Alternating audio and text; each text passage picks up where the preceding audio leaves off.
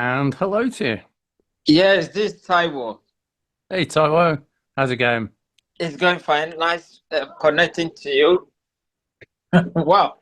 Sorry, I'm walking in the sitting room. Can you see my face now?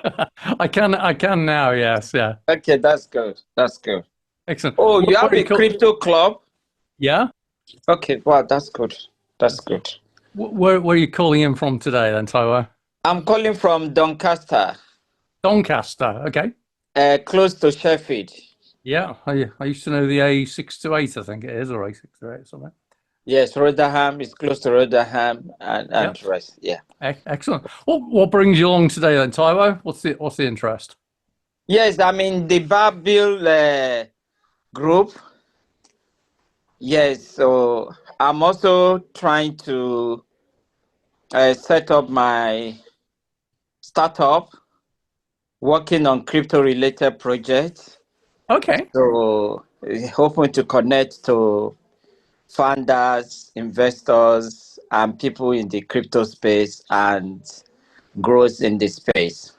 Okay. Currently, I consult for some fintechs in UK on remittance, cross-border. I used to work with a bank before in Africa.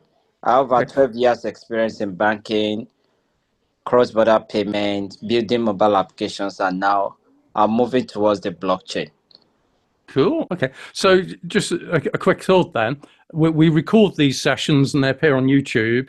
So do remember that if there's anything you don't want public, either don't say it or hold your hand up first and say don't share this bit, and I'll make sure it's edited out. Because Okay, that's okay. sometimes I get people who come on this session and they don't realise that, and they don't mention anything at the time. And then I Okay, go and publish it, and they go, "Oh, can you edit this bit out?" And it's like once it's on YouTube, it's a bit kind of difficult. So, but okay, so you can be as open as you want or as not. okay. Okay. No, no, not no, that's fine. That's fine. not a problem at all. Okay. So is there anything you can share about the kind of where you say you get involved in crypto projects? Yes, I can share what I'm currently looking at is a kind of planner for blockchain. Okay. So buy now, pay later. So I'm looking at a situation whereby um, salary earners in Africa can order goods from UK and based on their credit scores, the goods can be delivered to them in Africa. It's a kind of cross-border e-commerce buy now, pay later financing, which is Okay. something quite new. The advantage is that there are times you may see something you like on Amazon, maybe that is on sales on a discount for some few days, and you may not have money to buy it. But with our platform, you can just order for it. We have done KYC to confirm that you are qualified, you are a verified person, and you have a stable source of income. And then based on that, Okay. you can order the goods, pay like 30%, and spread the rest over 2, 3 months. So we are looking at Okay. sourcing for fund from liquidity provider. On the blockchain, on crypto, you have a lot of idle funds that the yield that they generate is small, but that kind of capital can be deployed for kind of cross-border uh, payment, financing, or holding of goods. I think that's really how we are looking at it here. Okay.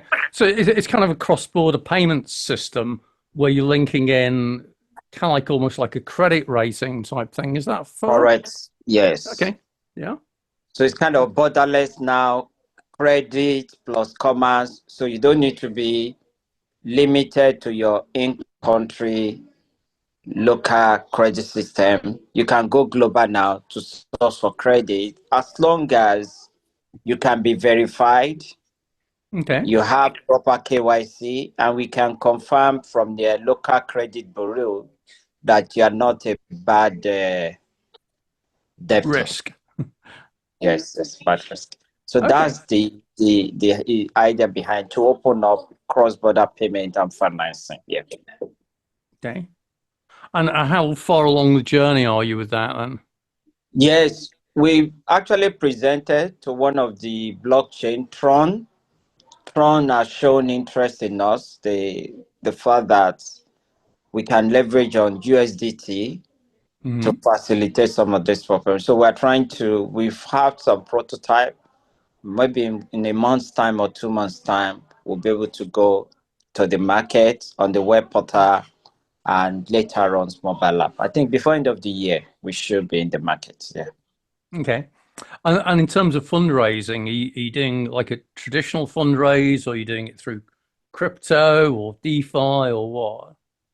Yeah, that's a very good question. I would say for now, we are open to all the options because the platform is going to be like a bridge between traditional finance and the on-chain. So the liquidity, what we actually need is more of liquidity to be able to offset the partial payment that customers are going to be doing, and then we leverage on the other liquidity, money capital from lenders to do the payment.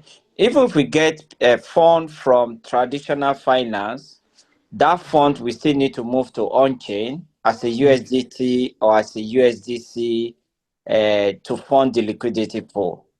And then from there, we are able to settle the merchant off ramp. So, yeah. Okay, excellent. Sounds really interesting. Maybe we'll talk some more about that. It's interesting as well. Some of the early projects in blockchain that I looked at back in like 2014, 2015 was around putting land registries on blockchains. And it's interesting because some of the early ones did it in quite odd places where it failed because of the government's involvement, not in the UK and other countries. And then you've got places like Estonia, where they've got a form of a they're all pretty much on chain from their medical records through to their ID, right? So yeah, and it's kind of curious though, because if you speak to people who are a little bit more closely involved, they say a lot of the stuff is blockchain inspired, but not necessarily blockchain based. it's private blockchains. It's not open. So that's the other side of things. So we're going to start having closed chains, open chains, what chain, transaction fees, gas fees, all of this. It will get so complex. And okay, so in my belief, we have to have ecosystems which need to interact. So bridges need to be built in different ecosystems ultimately, particularly cross border, because you've got the regulatory issues in different areas, in different jurisdictions. Not to mention, I mean, cross-border credit, I've not seen. So I come from a background in finance. I'm a chartered surveyor now, but certainly cross-border credit. So if I was arranging a mortgage for someone who lived in Hong Kong, they'd have to send in their credit reference from Hong Kong for the lender to underwrite, because the lenders over here don't have authorization to go out to the credit reference agencies out in Hong Kong, as an example. So cross-border credit referencing makes sense, but until the regulators catch up, that's the issue. So certainly it's a lot, it can be said that we're very early to the table. So there's a lot of political pressure needs to come down to the regulators. But, there's so many problems out there at the moment. Who really wants to go down the route of looking into this? Do they have the funds? Do they have the vision? And you're right, the whole thing about like credit ratings cross-border is a real minefield of who's got jurisdiction and which credit regulators do you have to work with. Is it the country of the person who's issuing the credit or the person who's receiving the credit? It's fairly standard. Well, so we say someone living overseas who wants to take out lending in the UK, if they've got no credit history in the UK, well, you've got no choice other than to go to the place where they're domiciled, right? So wherever it may be. So then there's an element of trust that comes into it. Yeah, I agree with you. Yeah, and it's certainly one of those things that I've seen a lot of projects like this over the years, whether it's real estate, cross-border payments. So cross-border payments is interesting You take a look at what's happened in the Middle East with projects like Project ABBA, which was about banks doing cross-border payments between Saudi Arabia and the various emirates and that kind of thing. So there's a lot of interest in this space, and there's a lot of efficiencies, a lot of cost savings, but there's a lot of regulatory challenges to overcome as well. So I suppose the biggest issue we've got from a cross-border payment, are you going to be faster and cheaper than Revolut at the moment? And if you're not, then what's the point? Forget it. Absolutely. So in technology, you need to be faster and cheaper. And if you don't meet those, and obviously there's an argument to be said, compliance driven as well, right? So if you're a more compliance risk averse platform, therefore making it more friendly for regulators, then why would we need you? Yeah. And the one area that I think is interesting, and it's interesting that Elena joined us as well, because I'm going to introduce the famous metaverse term, because the one area about bridging and that kind of thing is, can capabilities like metaverses be used to effectively act as a digital twin for real world assets and real estate and that as well? And that's the one area which is definitely, Revolut kind of can't provide. There are systems. As I said, I'm into the real estate world. There is all like this LiDAR technology, BIM, digital twin scanning systems. So I thought, well, okay, is there a world where we can have a digital version of the planet? But then there's so many different ecosystems, right? Yeah. So if you go back to, I don't know if you remember Second Life, 20 plus years ago. So if we go back then, it's nothing new. So can we look at digital twins in the form of BIM scanning, right? So, but it's so expensive to get those guys to come out and scan properties. It's an expensive exercise. So I think the low-hanging fruit, it needs to be from infrastructure down, top down. So once regulated, that's probably where it's going to start. And then once regulators and governments become more comfortable, should we say, with this technology, then we're going to see it filter out, most likely. So ultimately, what does Web3, blockchain, and whatever jazz word and glam word you want to call it, you just said another one, which is a throwback, metaverse.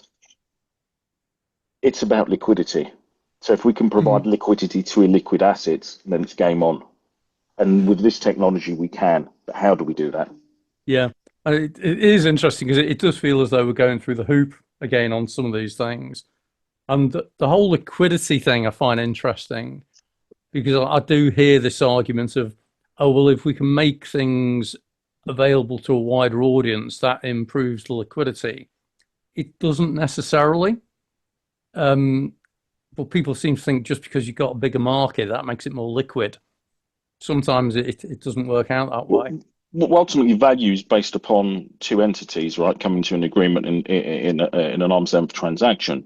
So when we're looking at, okay, is there demand for this particular product in order for liquidity to be created?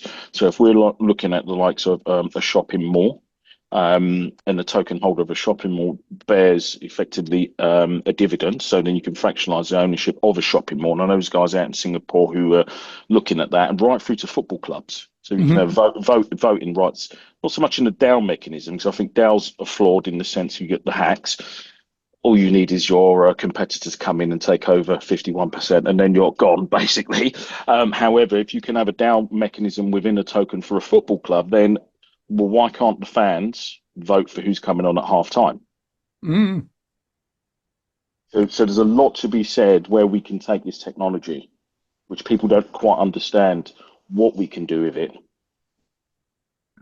I think the idea of a DAO, so Elena, I don't know if you're familiar with the term DAO, which is decentralized autonomous organization. So it's this whole idea that effectively you've got smart contracts automatically executing governance processes and protocols, and everyone who's a participant in the network gets to vote on things. Yes, that's correct. Yeah, and that is interesting. It's fascinating as well if you think about how many people gamble on the outcomes of football matches, of who's going to score next and all this kind of stuff. maybe a different angle is that you get them to make the decision on who the players are going to be. That would be fascinating. So interestingly different. Where it goes beyond that, so I've got a friend out in Brazil who was looking at the data ownership of a football player, because ultimately when people bet, the bookies are the ones that make the money. Yet the person that harvests the data, i.e. the football player, doesn't get paid for scoring with his left foot. So he was working on literally on a product where players get paid for their data during a match from the betting companies. So it's like I said, where do we take this technology?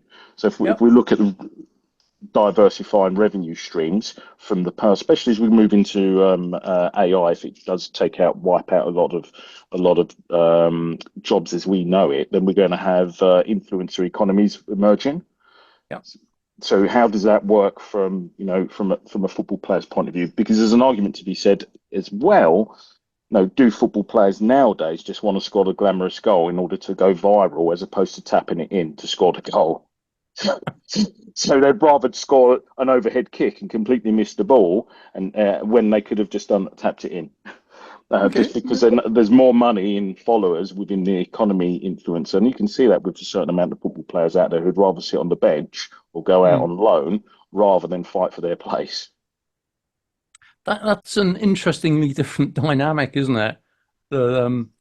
Traditionally, it used to be that football players are just there to score goals, not to add followers. Yeah. So if you've got 2 million followers, and then what's your worth? Yeah, and the whole marketplace as well. This is what I find interesting, that through many years of involvement in blockchain projects, you get to learn how different industries work. And football, curiously, is quite an odd one, because football players don't typically receive just a salary. It's usually far more complex than that. And in fact, I think football is one of the few industries where effectively slavery is still legal, because you actually sell the ownership of the player to the other clubs. And selling the ownership of somebody is generally considered slavery. So, an interesting one. Hey, you've been joined by JT as well. You're staying quiet there today, JT, and you've got a different icon. Hey, yeah, I'm using a different phone. Usually JT comes up with an interesting icon in somewhere which is like 3D or something, and tonight he's come up looking as though it's winter down a coal mine. I don't know which icon I'm even using, to be fair. It's black on black. So it looks like a photo of someone in a coal mine at night with the light switched off. Okay. No problem. Well, welcome back anyway, JT. Been having talking about sports and so on. Today someone told me that he's following the bets of a guy that has made like $1 million on Polymarket in the last 6 months. And I'm like, wow, so he's betting the same as that guy. It's very interesting, that people are doing copy trades on Polymarket as well. Okay. Because Polymarket seems to be getting used more and more as a prediction market for other events as well. Yeah, for everything. Yeah, where people are using like the wisdom of the crowds. Yeah. And again, for anyone's benefit, Polymarket is a marketplace where people can bet on the predicted outcomes of all sorts of stuff. So it might be, next presidential election, or when someone's going to do some sort of event or whatever. But people are actually using it on the basis that if enough people are voting in a certain way, perhaps that is actually a predictor of what is going to happen, as opposed to someone speculating on what could happen. So I think Polymarket is going to see a change to elections in the future, because they seem to be having more and more an effect on them at the moment. Well, that's just my idea. So we'll see on that. So what's new, anybody? Anything else happening? I saw today someone posted in a group that I am that something about the People Bank of China, that announced the digital RMB cross-border settlement system is going to be fully connected to 10 Asian countries, plus I think 6 Middle Eastern countries. What that means is about 30% of the world's trade volume will bypass the SWIFT system. Is this what's been Interesting. talked about for a while about the whole BRICS-based solution? Well, it is their solution. Yeah, it's the actual Chinese solution. Yeah, that is doing this. So they will connect. The cross-border settlement system will be fully connected to 10 countries in Asia. Mm-hmm. That's what the announcement is, and 6 Middle Eastern countries. Yeah. Okay. So that means they are settling between them using this Chinese cross-border settlement system. Okay. But yes, I mean, this is the Bretton Woods system. Sorry, this is to oppose the Bretton Woods system 2.0, if I'm not mistaken. Be interesting to see where that goes. Yeah, because I keep hearing about this every so often, and whether it's renminbi based or whether it's anything else based. You do keep hearing these stories all the time about things happening, but it always seems to be generally theory based. So there's things like BRICS Pay. And in fact, I'll pull that up now as let's show what it has to say about BRICS Pay. Look, looks like the first clearing test has happened. I think it was 7 seconds. And the first test was between Hong Kong and Abu Dhabi. So a company paid a Middle Eastern supplier through the digital eRMB. Yeah. Okay. So the funds didn't go through 6 intermediary banks anymore, but received in real time through that Chinese DLT distributor. Yeah. And of course, the fee costed like 99% less. Yeah, and it's a lot faster, like 7 seconds. So that goes totally outside of the traditional SWIFT system. It means you're not trackable anymore by the Americans. Okay. It's be interesting to see if that comes off then. Yeah, look, it's a CBDC with the DLT, and I wouldn't trust that form of money at all, because Chinese government have the ability since 2017. Well, they've been building it. They didn't start like this, but since 2017, they built so much into it. Now they can freeze accounts or specific funds for no reason. If they want to, they can set expiration dates on the money, or forcing by a certain date, or it will vanish if you don't do it. Yeah. They can impose daily, weekly spending, restrict travels, automatic burn, you name it. You can do all of these things that we've been talking about CBDC. Yeah. Because this is a CBDC. Yeah. People can't forget. People who cross-border payments. I keep telling people, yeah, you can do that if you connect externally, which they did. Yeah. So they can even program devaluation rates, which really reduces value over time. Yeah. They can do so much now at the moment, and of course they can track and survey all transactions. Yeah. So proper government monitoring of all that. They also can block the transfers to, foreign entities, political opponents. They can do all of this right now. Yeah. They can also, of course, enforce geo restrictions, which means money become unusable, in certain outside designated areas.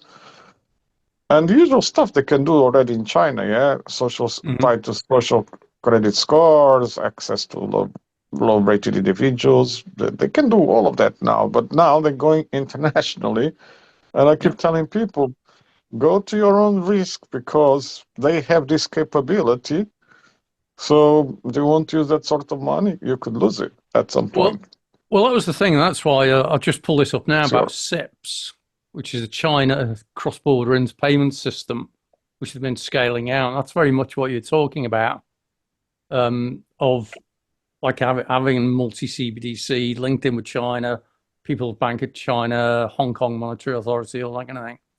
So yeah, it does seem that it's moving in more and more, but they're not promoting it as a replacement to SWIFT, but as a kind of an alternative. But again, it reduces the US dollar dominance, which always has a political dimension to it. Okay. Yeah. Again, I keep warning people, you settle this, you end up having RMB. That RMB is on a digital ledger, which means you have a wallet, obviously, associated with it, and they can just burn your money whenever they want. Yep. It's their money, it's not yours. Yeah.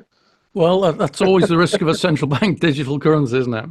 Of course. As I said, this is the craziest thing that people are doing. And it's like, how can you actually trust a country like China? I'm sorry, no disrespect to any Chinese people, but I just don't, because you understand what's happening already there, yeah? How they doing a lot of this stuff is for total control of populations, I guess we can step away from picking on China and say, these days, who trusts a government-based system, irrespective really as to which government that is, apart from your own government that you always trust. But yeah, anyway, I agree with you. Yeah, so I agree with you in general, but especially China, because that track record on human rights and blah blah. I don't want to talk too much because it's politics, okay? But I just wouldn't trust anybody, that they can actually enforce anything they want to against you. Basically, you can't talk anything. If you talk anything bad about China or the political system or whatever, and somebody makes them aware, they can just take all your money, all the RMB that you have, overnight, or in seconds, not overnight. So I guess that's where it brings back things like Taiwo, who's on the call at the moment. He's looking at exploring and working on like cross-border payment systems that I presume aren't central bank based. Is that right, Taiwo? Yeah, that's correct. Yeah, because I know there have been some other countries. I don't know. Are you looking at particular markets or anything for cross-border payments?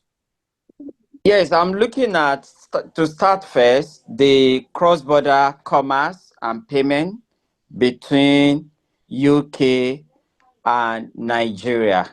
Okay. So I see a lot of people in Nigeria, they want to buy things from Amazon in UK, clothes. They want to buy laptops from UK and send to Nigeria. So we are trying to come in and play in that space, especially on the credit side of it, using the crypto, the USD payment rail, to also partner with some of the licensed company here to make that process easier. Yeah. Okay, so I guess it's interesting coincidence then, because Nigeria is one of the companies that worked on its own central bank digital currency, the eNaira. eNaira, yes, yeah, eNaira. Which seems to have gone through various waves of whether it's success or not success, depending upon who you speak to. But I get the impression that it was more of not a technology problem, but a faith or trust in the government behind it was the challenge. Because eNaira was kind of like, yeah, it's eNaira. I registered for it when I was in Nigeria. Okay, because it was certainly one of the interesting projects that I kept an eye on it for a while, and then it went very quiet. So is eNaira still going then? I would say no. The adoption, from what I've seen, is being paused. I think people are not really using it. I've not used it, and I've not seen any players or fintech driving or banks driving. I would say it has gone quiet for now. Yeah. Because I found it interesting. I just tried to get any press releases to see when there was the last thing said about it, and it's not coming up with anything. So, okay. Or maybe there'll be eNaira 2.0 then. Yes, hopefully. But I think USDT stablecoin has actually taken over fully. So that's what I say. Yeah. Well, I guess that provides you with a different payment rail, doesn't it? So that works. Okay. Yeah, but I think the future is going to be thousands of stable coins, and as regulations are coming up in pretty much around the world, it will be driven by the US as soon as the market structure deal is passed. Means everyone around the world wants to do the same. They will not just, otherwise the US takes over. Imagine thousands of stable coins being created in the US, and then European Union already has the laws, it will follow as well. Means then a lot of the world will be missing on that. There's a lot of choices, and remember, there's 2 billion people almost with an iPhone, and the other ones have an Android, Samsung, whatever. So the US can reach a person in Indonesia or a person in Africa with a stable coin on a mobile phone. I guess the other interesting thing on that, and it comes back to something I've said for a while about any ecosystems like this, and it was interesting that you said about there could be thousands of stable coins, as opposed to there just being a few dominant ones, is that the more stable coins there are, the more there is a need for interoperability and standards and bridging and all this kind of thing, because otherwise you end up with a situation where you've got a stable coin that is for one particular purpose. So it might be for financial repatriation between Brazil and India. So it's very, very, very specific in some way, which makes it quite limited. And what you need is either generic stable coins that work irrespective of what their purpose is, or a means of transferring them across things. And this is where, funnily enough, Pavlos was talking about real world assets and that. This is the other challenge of how do you transfer ownership of real world assets, such as real estate, across border as well. I don't know, Pavlos, is that something, because you're talking about regulation before, is that something that you've had much thought about or much involvement in? The whole regulation space of ownership? Yeah, I look at it. I look, yeah, of course, the ownership is one thing in terms of proof of ownership is obviously whether ledgers come into it. But certainly when we start having, fluctuations in valuations between different stable coins as well, then why would someone use one over another, which is pretty much a similar situation what we've got now, which is why USD is the dominant player in the market with regards to all commodities. So it provides a stable value, so you know exactly what you're paying per barrel of oil, per ounce of gold, per ounce of silver, anywhere in the world. So when you start having various currencies getting on board, then it becomes more problematic. So, for example, I don't know if you come across currency mortgages. No. Okay, so currency mortgages was, well, it has been, it's not so favourable now, where people would take out a loan saying the Swiss franc, but when the Swiss franc plummets against your currency, your native currency in your local jurisdiction, then you're in trouble, then repossessions come in. Right. So then we have all sorts of problems which may arise in these situations. So, but politically speaking, we may have different ecosystems, like the African Union having one currency, maybe the EU as one currency, as we've got now, USDT as one currency, an Asian currency. So there's less friction. It needs to be frictionless, as frictionless as possible. Otherwise, will it really work? So what problem are we solving? Or are we creating more problems? Yeah, but look, if you think well, if we have thousands of stable coins will be pegged to the dollar, the dollar becomes more relevant. Think about this strategy, enabling thousands of stable coins creating in the US. It just brings the dollar again to be more relevant because they are pegged by the dollar.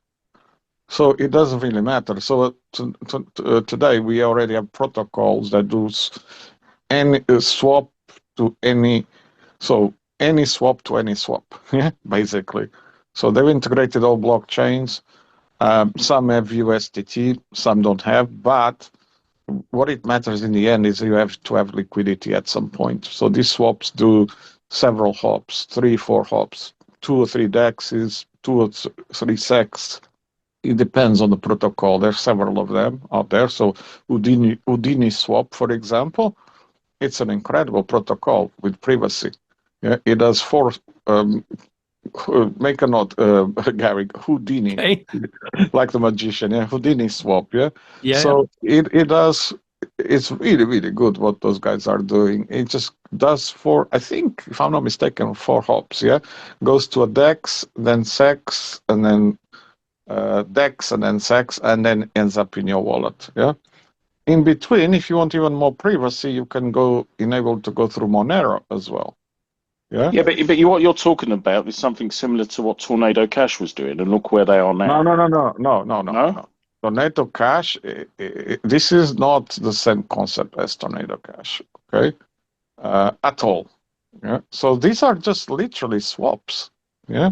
By going through that concept. But on a privacy basis. Yes. So it's not a mixer at all. Yeah.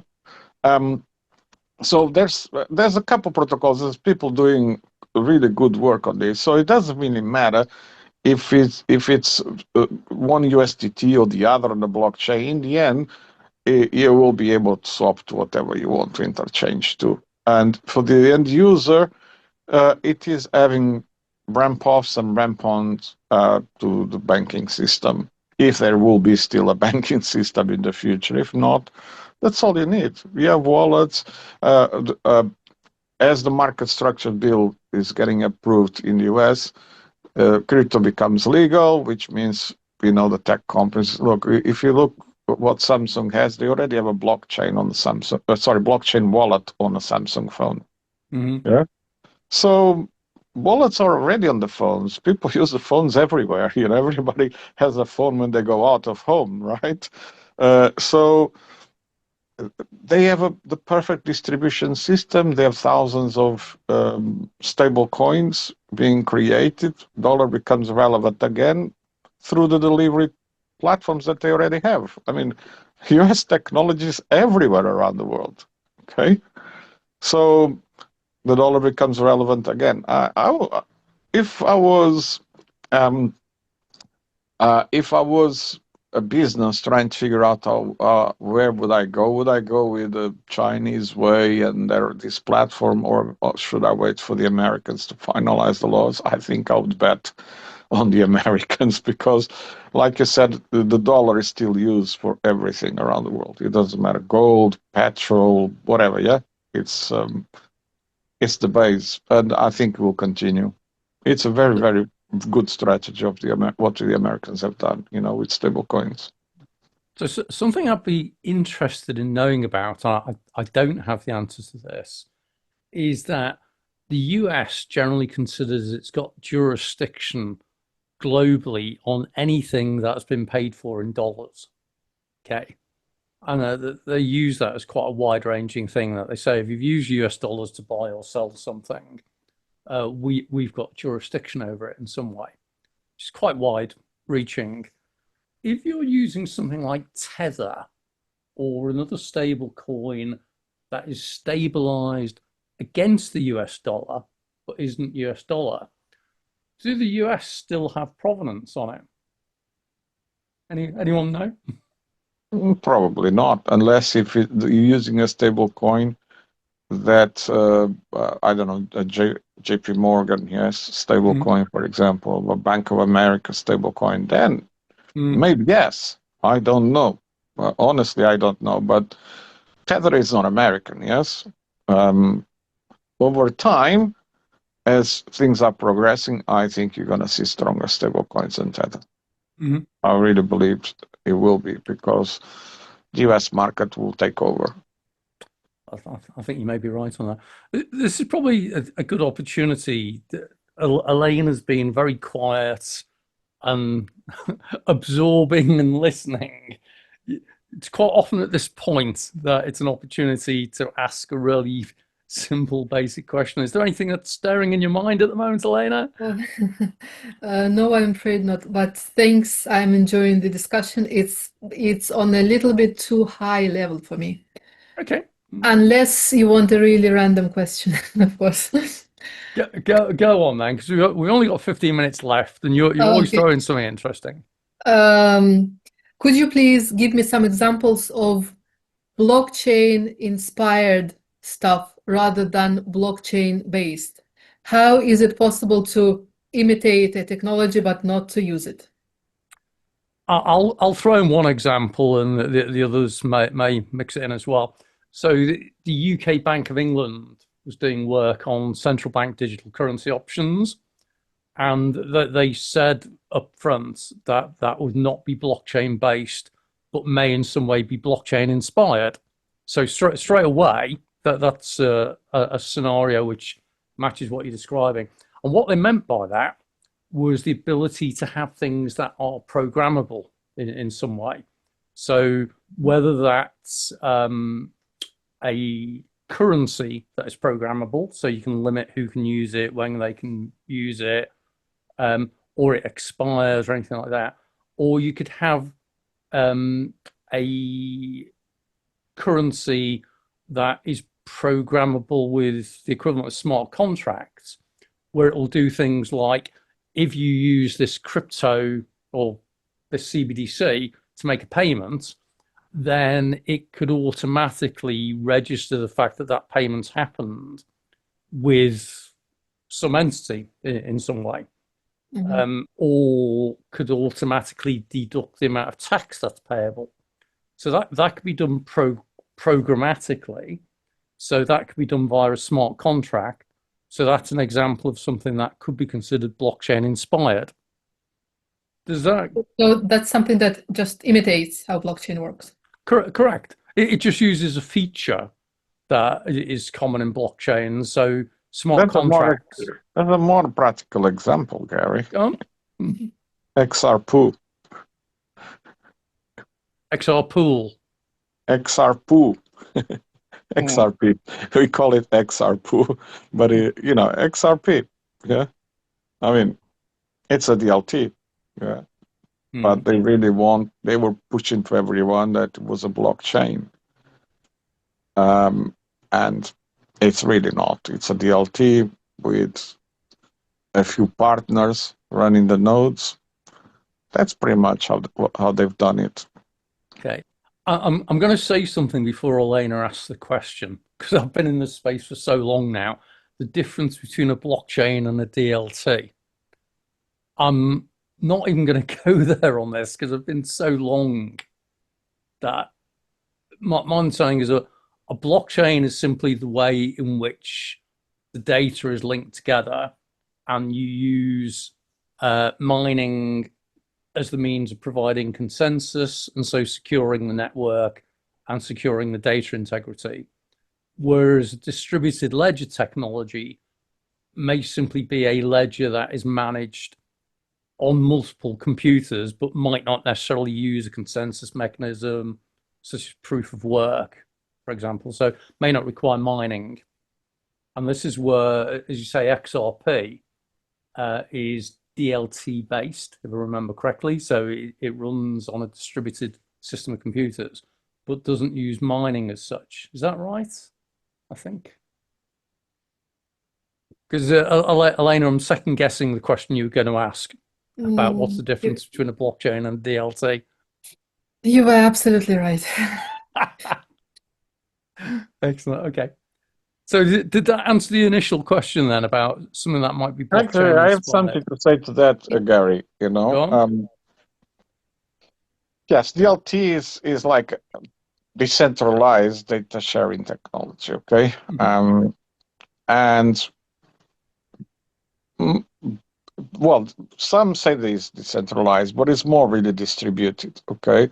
Yeah. And people confuse distributed and decentralized. One, I mean, both of them coexist as well. Yeah, but the difference is that blockchain is a very specific type of DLT. Yeah, but uses chained and immutable blocks. Mm-hmm. You understand? That's the difference. Uses chained and immutable blocks, and the DLT doesn't use that. It doesn't use blocks at all. And it's that chaining of blocks, which is exactly where mining comes in and that kind of thing, isn't it? And proof of work, proof of stake, that kind of thing. Yeah. Yeah. Yeah. And Elena, if you're going to ask next, what's the difference between distributed and decentralized? Is this another question that might be? Listen, it's great to be here. I now don't even need to ask questions. I think you could just send an avatar on your behalf of the Elena bot, and I could answer the things. So yeah, so it's something that JC is exactly right, that people often mix up decentralized and distributed. So yeah, distributed doesn't have a central authority. Yeah, it's across multiple nodes.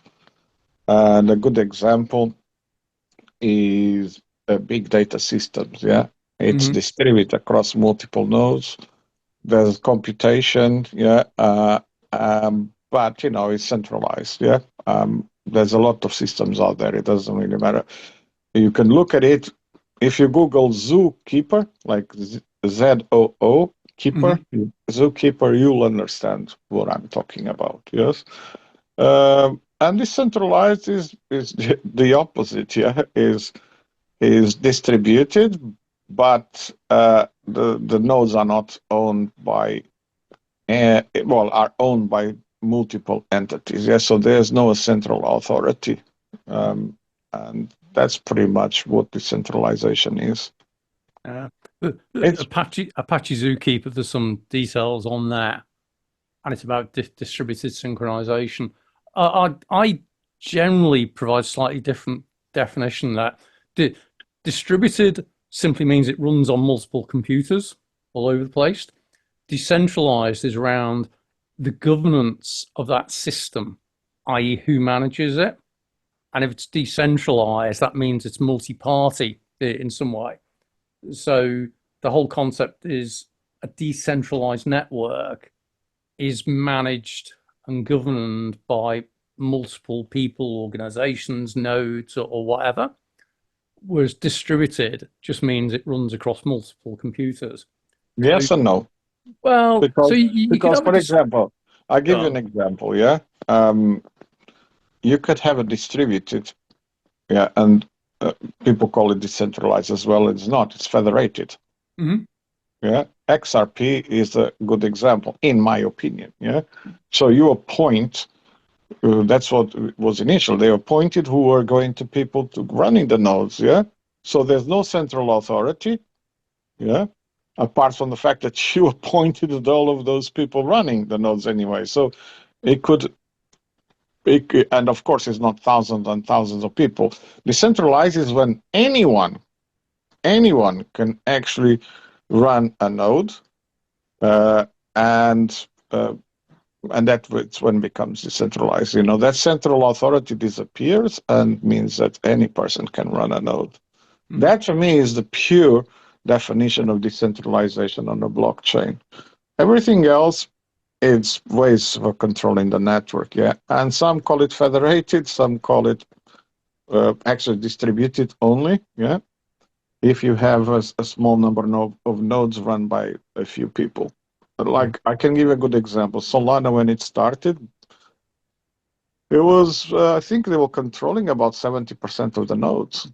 Yeah, and there was only 3 partners that control the rest that they selected. And people thought that it was a blockchain. A blockchain cannot be a blockchain if it's not decentralized. Yeah, and if you can pause a blockchain like Solana did several times, then it's not a blockchain. Yeah, it's not decentralized. So I go back to all of those principles. A blockchain needs to be decentralized. Hopefully that answers the questions Elena didn't realize she was going to be asking. So a DAO is an example of a decentralized entity. Is that right? Yes, I think that's fair. Yeah. Yeah. And it's the whole thing. It's the governance of it is decided. So how it runs, depending upon the nature of the DAO, it's a way of the community, so the nodes, whatever you want to call it, effectively voting on decisions.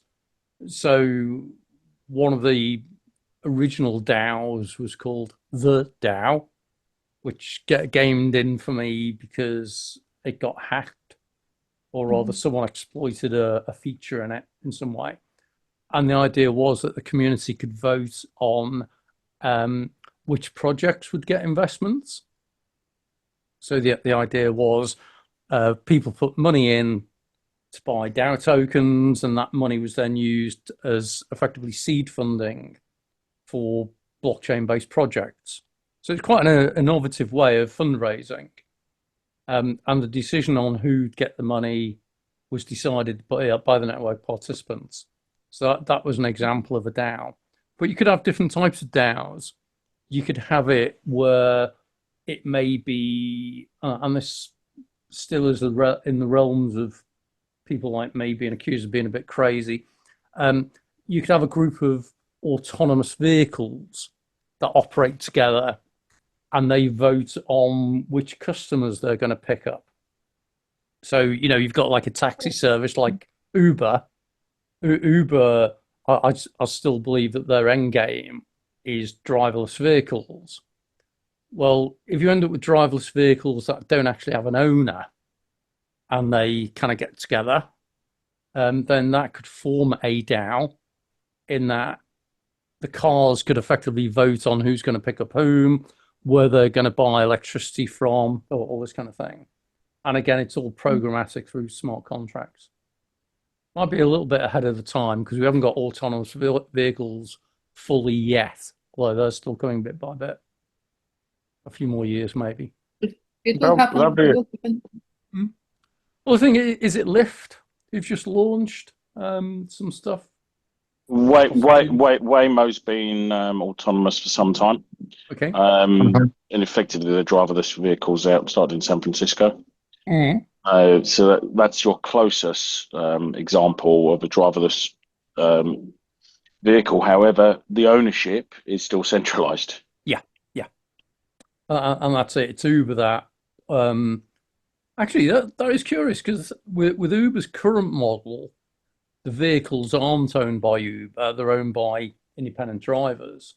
I wonder if that would change, and if they become autonomous, if it'd be a car leasing company would own them or something.